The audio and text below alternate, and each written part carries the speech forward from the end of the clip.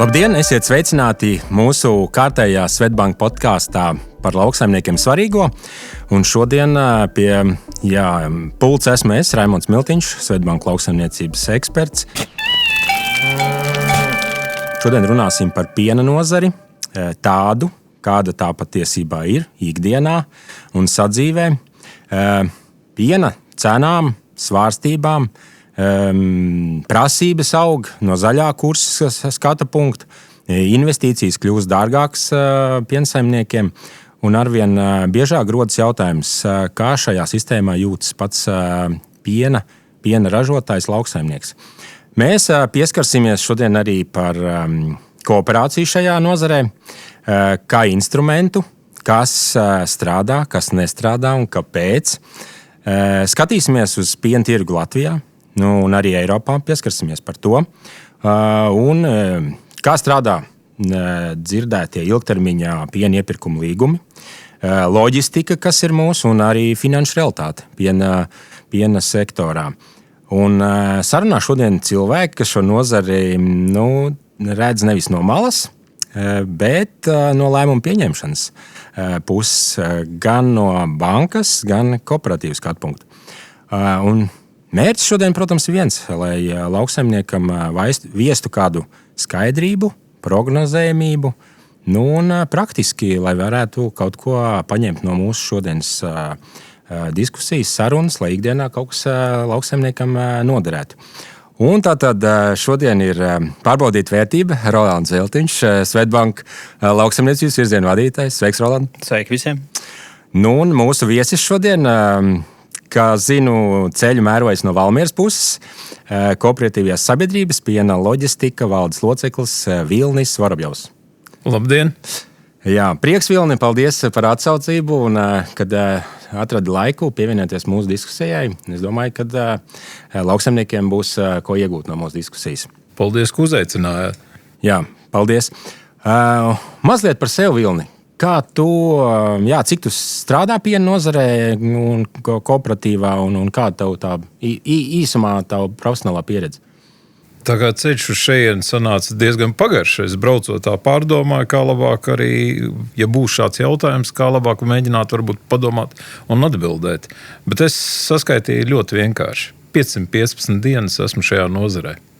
Un tas varbūt neizsaka neko, bet ja iedziļinās, tā ir katra diena, kuru es esmu bijis šajā nozarē, vēl joprojām esmu un turpināšu darboties. No industrijas esmu bijis krietni savādākā sfērā.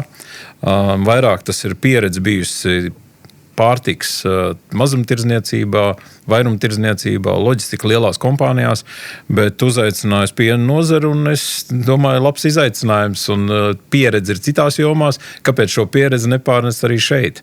Līdz ar to 515 dienas intensīva darba. Poši, domāju, ka izaicinājumi tev netrūks arī nākotnē, jo, kā mēs zinām, piena, tas tirgus ir tā kā amerikāņu kalniņi. Te augšup, te lejup. Tā kā es atnācu, man arī tieši tā kolēģi teica, ka visu laiku tā kā pa amerikāņu kalniņiem. Bet īsi pirms manas iekļaušanās kolektīvā notika lielas izmaiņas. Un es domāju, tas ir stabilizējis to situāciju, lai vismaz piena loģistika nedzīvot kā pa amerikāņu kalniņiem. Labi, bet ja tā paskatāmies, gan jau tu zini vēsturi, kā vispār izveidojās piena loģistika un kāds vispār tas mērķis, salīdzinot, teiksim, ar Igauniju, Lietuvu. Mums ir, tās, kooperatīva apvienības ir tik milzīgi daudz salīdzinoši. Kas ir tas, kāpēc vajadzēja izveidot? Piena loģistika, varētu teikt tā, īstenībā tas ir viens no pašiem, varbūt pat pirmajiem kooperatīviem, viens no. Viņš nav taps ne nesen, ne kaut kur tuvā pagātnē. Mēs skatāmies, ka 10 gadi juridiski, bet faktiski jau ir kaut kur pat 20 gadi, jo viņš ir tapis uz trikātas bāzes un vienkārši ir transformējies jaunā formātā. Tas, kas tagad ir piena loģistika. Tā, kad trikāta mainīja savu juridisko statusu un viss tur beidzās, tad šajā gadījumā bija iniciatīvas grupa, kas 13 saimniecību sastāvā nolēma to darbu turpināt, varbūt savādākā veidā, un tādēļ mēs arī sakam, tā ir transformācija, un tieši arī nepavēlta nosaukumā ir loģistika. Tas nozīmē, ka specializējās un fokusējās vairāk uz šo te loģistikas servisu pakalpojumu. Nu, ņemot visu vērā šos amerikāņu kalniņus un šī brīža īstenībā piena iepirkuma cenas tādu nestabilitāti vai pat slīd, ka šī cena slīd lejā. Kā vispār banka skatās, kā mēs skatāmies uz šo nozari šobrīd piesardzīgi vai ar tomēr ticību nākotnē, un kas ir tie galvenie riski šobrīd, ko vajadzētu ņemt vērā piensaimniekiem? Es domāju, Raimond, mēs jau ļoti daudz gadus esam šajā nozarē, esam pieraduši no tiem kāpumiem un kritumiem. Šobrīd mēs esam krituma fāzē, bet es neizdarītu nekādas nepāragras secinājumus, nekādu lieku ažiotāžu, jo mēs krituma fāzēs esam bijuši. Tad jautājums ir, cik mēs katrs pats esam gatavi šai krituma, ja piena cenas lejupslīdes fāzei. Un tas arī ir tas, ko mēs gan kā nozara, gan mēs paši daudzos semināros vienmēr un saimniecībās tiekoties saimniekiem esam teikuši, gatavojies lejupslīdē, lai tavu finanšu situācija būtu stabila, lai būtu kaut kāds uzkrājums, tad lejupslīdes fāzēs. Un ja mēs skatāmies tā ciparos, es teiktu, 22., 24. un 25. gads, piena nozarē no tādas saimniecību finanšu līmeņa ir ļoti, ļoti labi. Es pat teiktu, ka tādi rekordi savā ziņā. Tad izaicinājums mums bija 23. gada sākums, un principā tas 23. gada sākums ir ļoti, es teiktu, līdzvērtīgs šī brīža situācijai. Un tad ņemot vērā to ilgtermiņa stāstu, mēs esam nozarē, mēs ticam nozarei. Viss būs atkarīgs no katra konkrēta saimnieka rīcības, spējas rēķināt, spējas pielāgoties un būt gatavam šādiem lejupslīdes brīžiem. Jā, un droši vien, kad jautājums jau ir, cik šī lejupslīde būs dziļa un ilga. Un, ja šobrīd cena šobrīd ir, cik ir kritusi? Kaut kādus 3 mēnešus, 4? Faktiski jau cenu kritums jau ir sācies septembrī un lēnām slīd uz leju. Un līdz pat šim brīdim es arī prognozēju, ka vismaz kaut kādus tuvākos 2 mēnešus turpināsies šis kritums, kamēr nostabilizēsies. Bet pilnīgi piekrītu, ka nevajag radīt stresa situāciju tur, kur viņas nav. Tas, kad ir grūti, bet vēsturē bijis vēl grūtāk. Un man liekas, šeit es viņu nosauktu, ir tāds nervozums tirgū. Nav stress, bet ir nervozums. Un, man liekas, mums visiem kopīgi ir vienkārši jāsaņemās, jāpārdomā, kur mēs esam. Kas ir svarīgākais? Droši vien svarīgi ir saprast to lietu, ka tev ir visu laiku jāplāno. Tev ir jāskatās tālākā nākotnē. Tu nevari šīs dienas labumu uzreiz kaut kur akumulēt kaut kādās materiālās vērtībās, tev tomēr jāveido kaut kādi krājumi.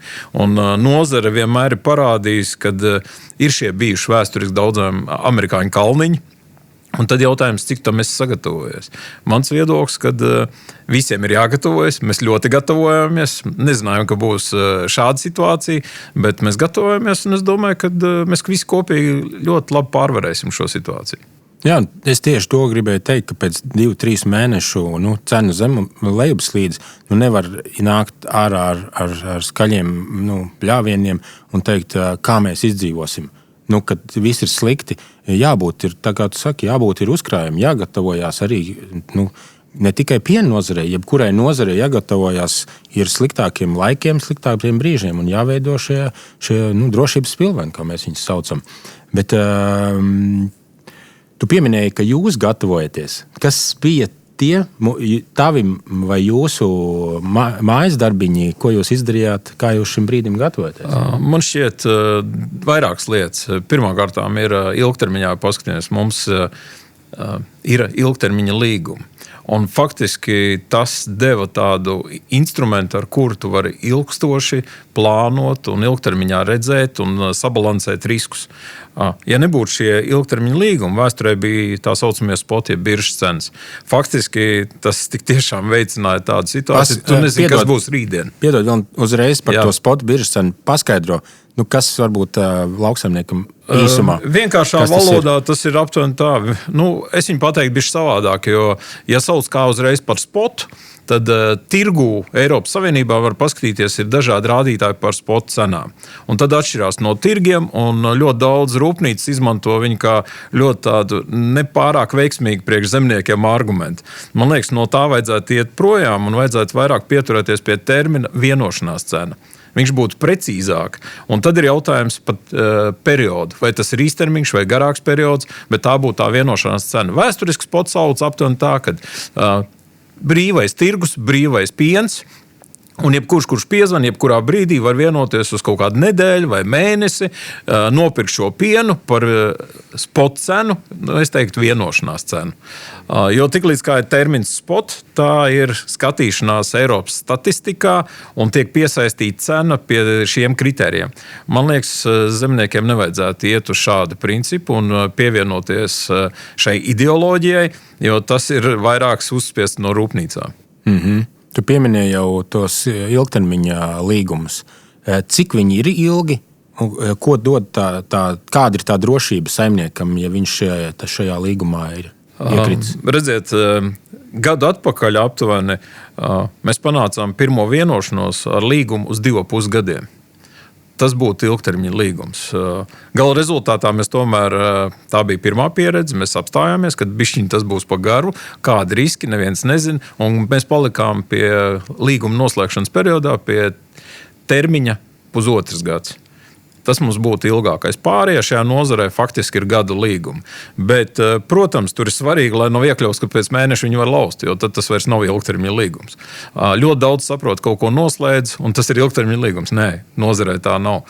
Tas nozīmē, ka tev jārēķinās, ja tu noslēdz līgumu, tad tas ir tiešām vismaz uz gadu. Bet šobrīd viņi strādā? Tie gadīgie? Jā, viņi strādāja līdz vakardienai, teikšu tā, jo... Redziet, tad, kad situācija tirgū sāsinās tik krāsīt, sevišķi pārstrādes nozarē, tas ir rūpnīcām, tad, protams, uzreiz ir interese kaut ko pamainīt. Un tad ir mēģinājums pārskatīt šo spēles noteikumus. Ir milzīgs spiediens tirgū, tā situācija visā tirgū tāda ir diezgan saspīlēta par šo jautājumu. Bet es neredzu arī tur problēmas. Jebkurš līgums juridiskā formulējumā ir vienošanās un vienošanās par kaut kādiem spēles noteikumiem. Un abas puses tomēr var atgriezties un pārskatīt šos nosacījumus, ja abas puses atrod kaut kāds kompromiss. Un man liekas, līgums ir jebkurā gadījumā kompromisa māksla. Un šeit ir jāatrod labākais. Ko mēs varam būt lepni, kad mēs nozarei esam droši vien kompetentākais kooperatīvs, jo faktiski ir tā, ka uz doto brīdi mēs strādājam ar 8 pārstrādes uzņēmumiem. Vai kāds cits līdzīgs organizācija vai kooperatīvs spējas kaut ko līdzīgi izdarīt? Nē, noteikti nē. Maksimums ir 1, 2. Līdz ar to mums ir plaša pieredze Baltijas līmenī. Latvija, Lietuva, Igaunija. Un katrā no šiem reģioniem mums ir sadarbības partneri. Un ir arī, mēs viņus pat saukt strateģiskie partneri. Labi, izņemot piena cenu saimniekam šobrīd, tāda kritiski svarīga, kas vēl ir izdzīvošanai? Kāpēc mēs nevaram maksāt, piemēram, 5 centus, piemēram, vairāk par pienu nekā šobrīd saņem?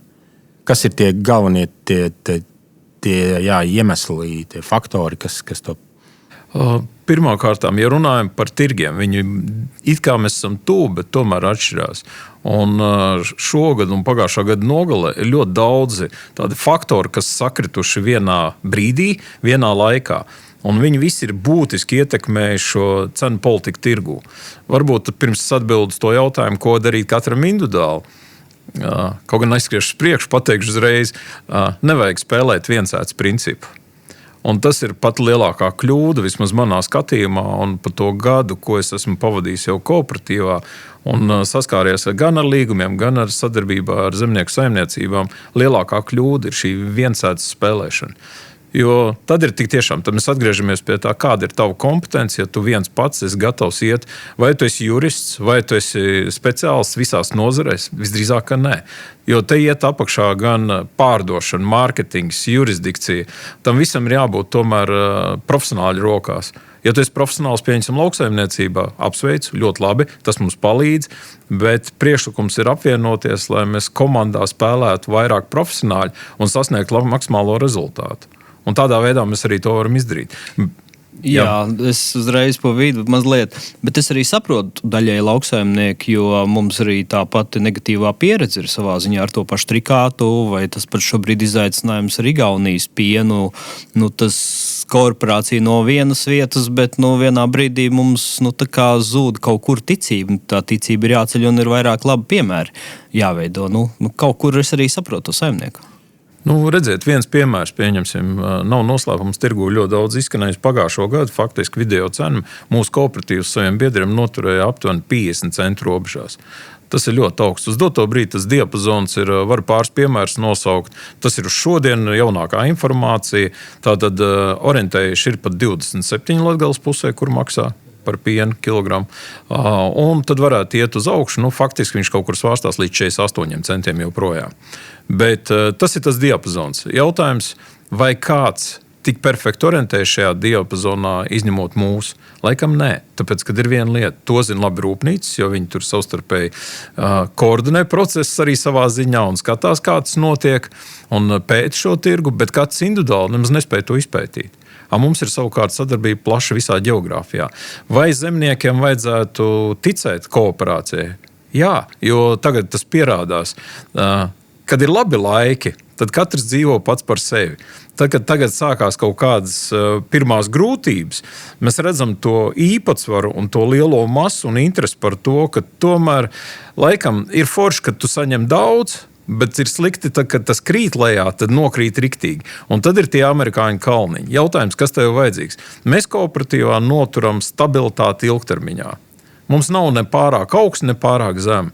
Mēs esam kaut kur, varētu filozofiski teikt, pa vidu. Bet mums nav amerikāņu kalniņi. Un tas nozīmē, mūsu biedri var plānot kreditēšanu, investīcijas, visu pārējo. Ja mēs paskatāmies, pieņemsim, tagad arī ļoti daudz mūsu biedri aiziet jau jaunajās tehnoloģijās, robotizācijā. Un, ja parēķina, tas ir provizors, protams, tas atkarīgs no sagatavotās infrastruktūras. Lai sagatavotu, pieņemsim, robotizācijai kaut kādas investīcijas, tad vajag rēķināties bez infrastruktūras, bez vispārējā kaut kur 2,5 līdz 3,000 uz vienu govi. Tas ir robotizācijas izmaksas. Un, tas ir jārēķina. Tad ir jautājums, vai tu vari pats to izdarīt, vai tas ir kaut kādas investīcijas, plus kāda ir infrastruktūra, viss pārējais. No to jārēķinās. Bet pozitīvais stāsts tajā ir, tas veicina un aicina iesaistīties ar vienu jaunāku paudzi, jauniešu, jo mūsu nozarē ļoti izteikti novecošanās. Un tas ir Latvijā ļoti daudz, kur demogrāfija viss pārējais, bet mums nozarē tas ir izteikti. Un ar to jārēķinās arī starptautiski. Kaut kad es dzirdēju, Japānā tur vispār ir pie 70, 80 gadu nozars darbinieki. Un tur ir vēl trakāk šī lieta. Šeit jau tādā ziņā mēs vēl esam ļoti labā situācijā, bet arī tam jāgatavojas. Jā, es piekrītu, jo tu pieminēji tā stabilitāte, manuprāt, ir pats svarīgākā, ka tu tieši tajās šobrīd, krituma fāzē esi virs tā zemā sliekšņa, nevis pašā apakšā. Skaidrs, ka to, ko Rolands arī pieminēja, ka nav ticība, ir viss par Igaunijas kooperatīvu pieredzi šobrīd, nezinu, cik taisnība, netaisnība ir atsevišķām saimniecībām. Tur jau iesaldēta nauda vairākos 100 000, kādam varbūt pat pie miljona. Tā ir tāda saimniecības, man liekas, izdzīvošanas situācija. Cik tev ir un kāda ir informācija par šo, kas notiek ar ēpīm, un otrs, tad, kas ir zemgalē šis Vilvī, otrs uzņēmums. Kā šis viss atstās vispār kādu iespaidu uz piena tirgu un uz lauksaimnieku? Jā, saistībā par Igauniju es varu pateikt tā, ka mums jāņem vērā divi faktori. Tātad vēsturiski bija viens liels kooperatīvs, kurš faktiski pārvaldīja rūpnīcu. Respektīvi, kooperatīvs uzbūvēja milzīgu rūpnīcu, ļoti kolosāls ieguldījums Igaunijas ekonomikai un Baltijas līmenī, un arī atspēriens kooperācijai. Diemžēl dažādu apsvērumu dēļ uz doto brīdi tā situācija izveidojusies tāda, kad šīs struktūras ir nodalītas. No janvāra viņas ir diezgan nodalītas. Tā tad ir ēpim kooperatīvs, kas ir atsevišķi, bet kuram joprojām ir dominējošās akciju pakete attiecībā par rūpnīcu.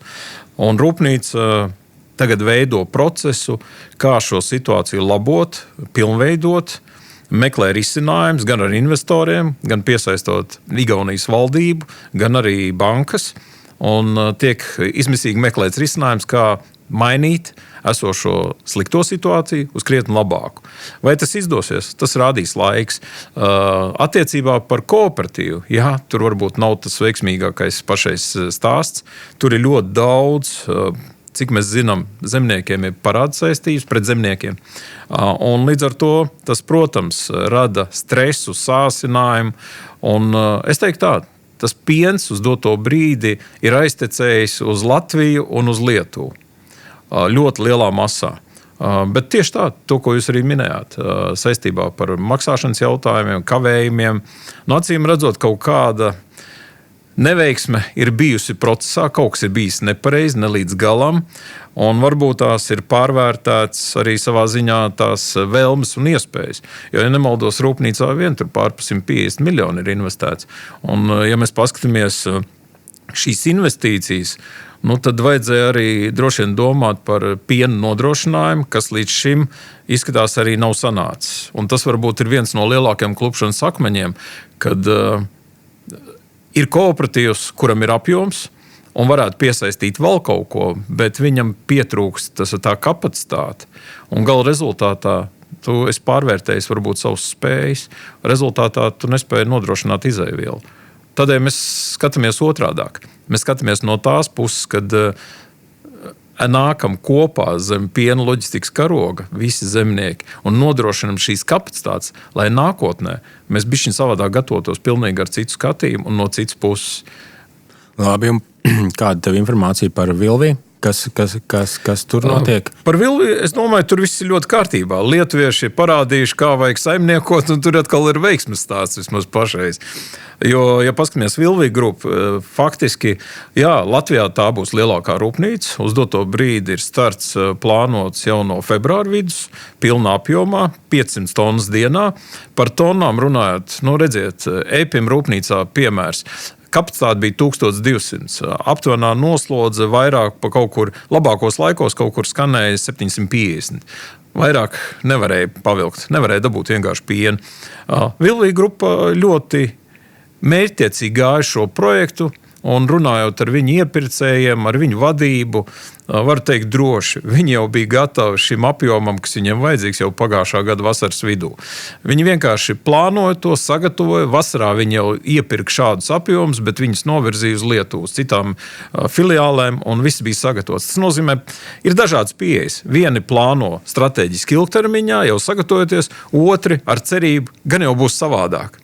Laikam, ja būs savādāk, tad bija savādāk. Es teiktu, ka īstenībā Latvijā jau, kā jau es sākumā minēju, ir pa daudz mums to pienu pircēju. Un tāpēc visas tās mazās ražotnīcas strādā ar 50, 60, maksimums varbūt 70% noslodzi, un tāpēc jau mēs arī nevaram maksāt to cenu tam ražotājiem. Jā, Vilvija grupa, piemēram, pēc šīs rūpnīcas palaišanas viņu jauda kopējā varētu sasniegt 2000 tonnas dienā. Otrs lielākais Lietuvas uzņēmums Rokiški, faktiski viņi plāno uz pavasara pusi 1500 tonnas dienā. To, ko minēja Latvijā Bauskas rūpnīca, 500 tonnas dienā, tas ir lielākais uzņēmums Latvijā. Tad mēs varam salīdzināt šīs proporcijas. Un ko mēs varam gribēt šajā situācijā? Pašreiz laikam saliedēties kopā, nākt vienā struktūrā. Un es domāju, ka ļoti liela nozīme ir, kāds tev ir īpatsvars. Es vien brīdi parēķināju elementāru lietu. Paskatieties, mums kooperatīvs dienā savāc 310 tonnas, un pagājušais gads noslēdzās ar 56 miljonu apgrozījumu. Ko tas nozīmē? Uz kopējā fona liekas, kas tad it kā daudz, bet paskatāmies nozarē, tas ir kaut kur 10-12% robežās. Un ja šajā nozarē 10-12%, 56 miljoni, matemātiski ļoti vienkārši. 500 miljards ir svaigpiena bizness Latvijā. Es viņu sauktu, tā ir Latvijas nafta. Un ja pieskaita klāt var pārstrādes nozari, šajā gadījumā rūpnīcas, ar viņu kapacitāti un apgrozījumu, Tad paskatāmies Latvijas ekonomiku, 16-17 miljardi budžets. Tas faktiski 1 miljards ir piena nozarei tikai. Vai tas ir vērā ņemams? Man liekas, ir kā minimums vērā ņemams. Un, ja mēs sastādām 10% no nozares, mans mērķis ir, ka mums ir jāaudzē vismaz dubultā. Ja tev būs 20-25%, tad tevi sāks rēķināties. Un kas ir svarīgi? Ne jau mērķis ir kādam šantažēt ar to, ka mums ir kaut kāda apjoma. Nē, absolūti nav tāds mērķis. Svarīgi ir viena lieta. Ar šādu apjomu ar tevi ir interesantāk runāt, un tu esi profesionālāks, un tu vari noturēt sabalansētāku tirgus politiku un cenu politiku tirgu. Roland. Labi, man bija mazliet par to, mēs aizgājām ļoti tālu pārstrādē un tā, bet par to pašu piena cenu atgriežoties. Mums tagad piena apjoms būs vajadzīgs. Labi, nezinām, kā reanimēsies Igaunijas stāsts. Bet cik mēs paši esam jūtīgi kā Baltijas reģions pret to pasaules piena cenu? Labi, pasaulē piena cena krīt, sviestam cena krīt, bet tā kā mēs ātrāk atgūsimies, vai mēs, tās jaunās ražotnes, viņas radīs kaut kādā brīdī deficītu? Neradīs? Redz, ir viena lieta, kas jāņem vērā, un viņa arī būtiski ietekmē šo situāciju. It kā mēs būtu tā kā uz salas un varētu tā arī domāt, jā, baigi forši, mēs tā varam dzīvot, cenu varētu turēt, viss kārtībā. Bet, lai kā mēs gribētu vai negribētu runāt par rūpnīcām, par pārstrādi, no viņiem jau viss arī ir atkarīgs. Kur ir nianse? Svaigpienu tu īpaši tālu neaizvedīsi. It sevišķi vasaras apstākļos. Tas būs ļoti dārgi un neefektīvi. Optimālais attālums ir 200 līdz 600 km loģistikas. Efektīvi kaut kur līdz 200. Tas ir superefektīvi. Ja iet jau tālāk uz 600 km, mazāk efektīvi, protams, var vest tālāk. Bet tad jābūt specializētam transportam, ar dzēsēšanas sistēmām, vasarā ir sevišķi, un tas viss sadārdzina šo pasākumu. Cik tu daudz aizvedīs? Mēs jau redzam doto brīdi, paņemot Igaunijas piena apjomu un pārvedot uz Lietuvu, ko mēs arī pašreiz darām. Mums ir pierobežā arī biedri, kas ir, agrāk mēs vedām arī uz Igaunijas kooperatīvu, vismaz praktiski lielākiem visiem uzņēmumiem Igaunijā strādāja. Un, tagad to aizvest uz Lietuvu jau ir tehniski ļoti sarežģīti to izdarīt. Tās ir izmaksas un laika ziņā arī. Likumdošana, šoferiem, tahogrāfi, viss pārējais mēs neiekļaujamies. Tas viss sarežģīja šo pasākumu. Līdz ar to, patīk vai nē, mums ir jārēķinās ar tām rūpnīcām, kuras ir, jo viņas būtu vairāk Latvijā, jo būtu foršāk. Tā kā tas tā nav, tad nekā, tad mēs vedam pašreiz uz Lietuvu un esam atkarīgi no viņa iepirkuma apjoma.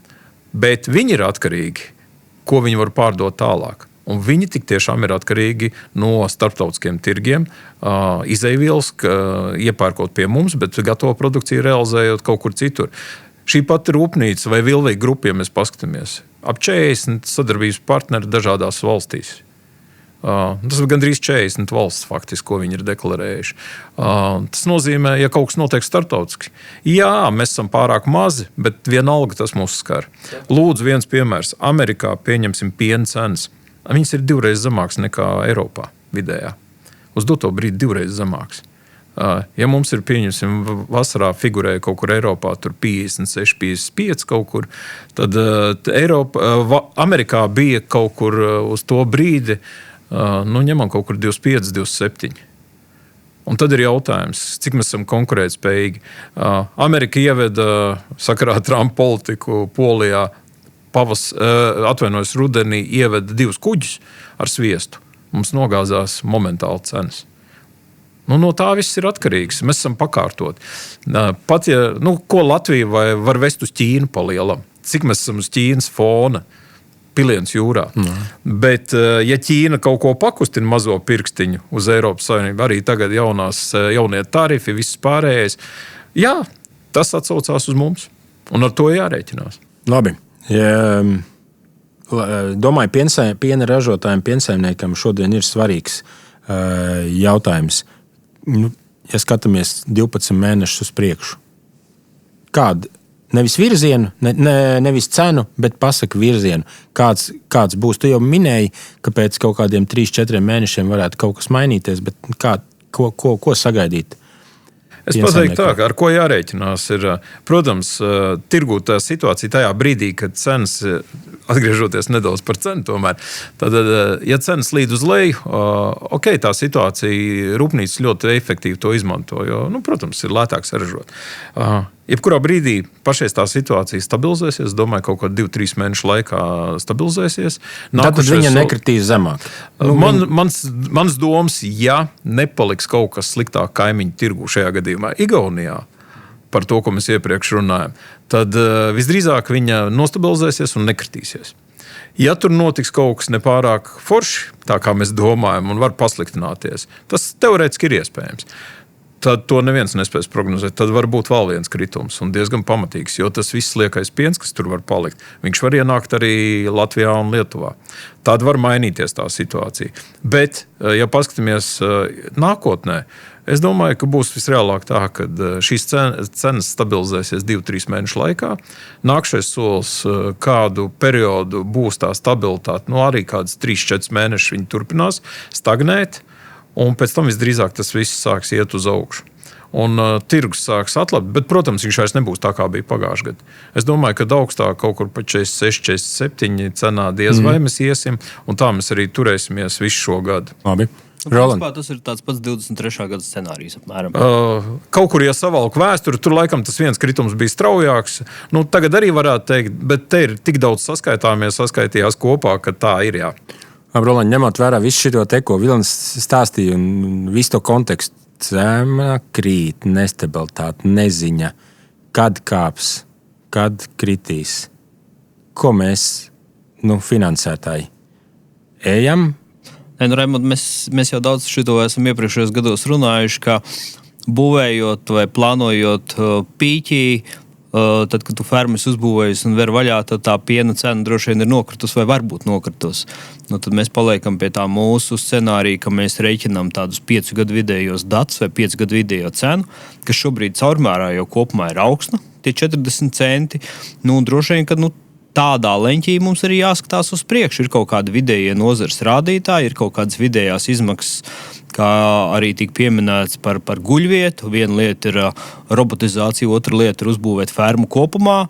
Tad katram tam saimniekam ir jāatrod tas savs efektivitātes vai tas savs ceļš, ar kādām izmaksām, ar kādu izslaukumu, ar kādu pašizmaksu tu spēj saražot un ir kaut kāds vidējais rādītājs. Jo tas pašas fermas, dārgākā ferma, ko mēs esam redzējuši, būvniecība, es parasti saku, atklātā vietā jauna ferma ar visu aprīkojumu mēslu krātuvi ir jau pārpat 10 000 eiro uz vienu guļvietu. Tas ir ļoti daudz un tev ir jābūt ļoti efektīvam, tev ir jāmāk rēķināt un tev ir jābūt arī labiem vēsturiskiem datiem. Un droši vien, ka bieži vien mums ir problēma, ka mēs veicam pārāk lielus soļus, kā saimnieki. Tie solīši varbūt ir jātaisa 3 mazi nekā 1 ļoti liels, jo tad tu esi mazāk ievainojams. Superīgi, šito es gribēju dzirdēt, šito lauksaimnieku arī es domāju, gribēju dzirdēt. Tātad mēs Svetbank esam kopā ar jums, piensaimniekiem, lauksaimniekiem, kooperatīviem. Un, ja ir idejas, ja ir ambiciozi plāni, nāciet, zvaniet, prasiet, jautājiet, mēģināsim palīdzēt ar padomu, jo mums ir daudz fermas uzbūvētas, lētākas, dārgākas, visādas. Tā kā robotizētas, bez robotiem un tā tālāk. Tā kā atrast mūs var, meklējiet, mūsu kontakti ir publiski pieejami, arī piena loģistikas kontakti ir pieejami, pareizi? Jā, es pat gribētu papildināt. Tas ir viens piemērs. Kaimiņos Lietuvā ir uzņēmumi, kur investē tieši jaunu fermu būvniecībā. Tagad ir viens projekts, kur ir 5000 slaucamās govis, kas pilnveidosies līdz 10 000, un jaunais projekts ir līdz 15 000. Tas vienīgais jautājums tieši tā. Ir jātransformējas arī mums uz šī fona, ja mēs negribam palikt kaut kur Eiropas malienē vai vēl kaut kur. To, ko jūs minējāt saistībā par investīcijām, jā, ir jāsagatavojas un nopietnāk jāiet un jāskatās, manā skatījumā, tieši vērienīgāk, jo tā ir attīstības virziena, vadlīnija, uz kuriem mums jātiecās visiem. Un es aicinātu ar mūsu kooperatīvu kopā to izdarīt. Tieši tā, jo mēs mazā valstiņā nevaram piena cenu nekādīgi baigi ietekmēt. Mums viņa ir grūti ietekmēt vai pat neiespējami. Bet mēs varam runāt par efektivitāti, par izmaksu samazināšanu. Jā. Un tā kā tu teici, ja mēs taisam lielus, ambiciozus projektus, tad uz vienību mums tās izmaksas ir mazākas. Tieši tā. Un to arī novēlam. Arī loģistikas izmaksas ir būtiski uzreiz mazākas, un tas efektivizē visu šo nozaru kopumā. Ja? Nu, ko pavisam īsi vienu teikumu novēlējums piensaimniekiem? Būt stipriem, ticēt sev un gatavoties pozitīvām nākotnes redzējumam. Roland, tev arī kaut kas teikums novēlēt? Jā, šī brīdī droši vien neizdarīt nepārdomāts lēmumus un censties saglabāt vēsu prātu un gaidīt pavasarī. Un es savukārt paldies visiem sekotājiem, klausītājiem. Un, ko es novēlēšu? Veselību pašiem un veselību gotiņām. Tad jau viss būs.